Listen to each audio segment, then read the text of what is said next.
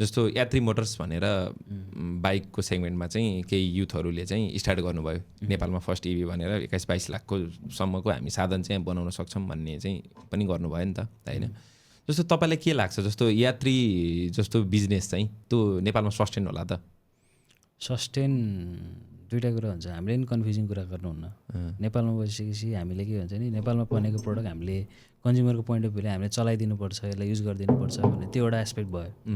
नेपालमा बनिसकेपछि त्यो खालको एउटा सेन्टिमेन्ट जोडिहाल्छ, कन्ज्युमरले पनि त्यो सोच्नुपर्छ होइन।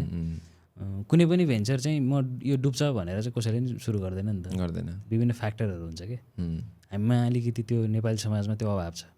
जस्तो भनौँ न मेरो चाहिँ एकदम क्लोज फ्रेन्डलाई म यो प्रडक्ट बेचिरहेको छु भने कतिपयको नियत कस्तो हुन्छ भन्दाखेरि मैले यो बेच्दैछु भन्ने थाहा हुँदैन, निचा देखाउन अर्को प्रडक्ट लिइदिनुहुन्छ कि त्यो भावना चाहिँ राख्नु हुँदैन कि।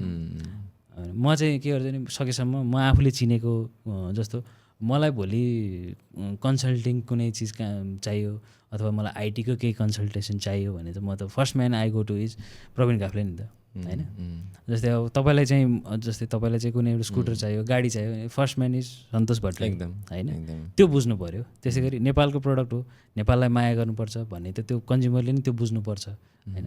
अरू भनेको कुरा बिस्तारै सुधार्दै ल्याउँदै रिफाइन हुँदै होइन, R&D गर्ने कम्पनी पनि जोडिँदै जान्छ त्यसमा चाहिँ, अनि त्यसले बिस्तारै सुधार्दै जाने, प्रडक्ट त बिस्तारै सुध्रिँदै जाने त हो नि।